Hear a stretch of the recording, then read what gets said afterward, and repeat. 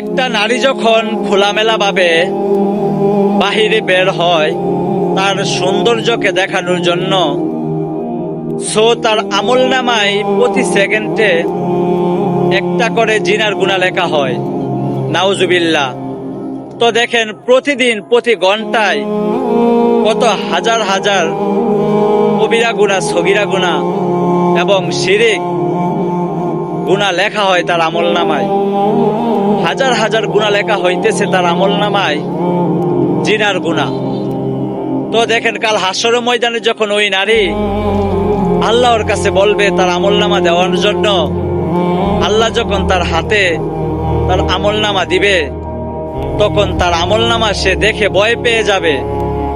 কারণ তার আমলনামায় কোনো ভালো কাজ নাই। সারা জীবন সে কি করলো ওইগুলা সে নিজে দেখতে পারবে। সারা জীবন সে জিনার কাজে লিপ্ত ছিল।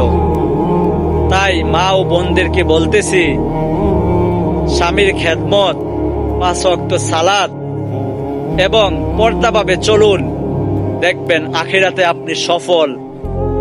আপনাদের জন্য জান্নাত সোজা করে দিয়েছে আল্লাহ, সহজ করে দিয়েছে আপনাদের জান্নাত।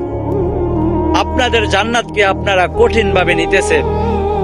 তাই মা বোনরা সবাই দিনের পথে চলে আসুন, না হলে কাল হাসরে ময়দানে ভয়ঙ্কর রূপে আপনাদেরকে জাহান্নামে নিক্ষেপ করা হবে। আল্লাহ আমাদের সকল মা ও বোনদেরকে আপনি হেদায়েত দান করে দেন।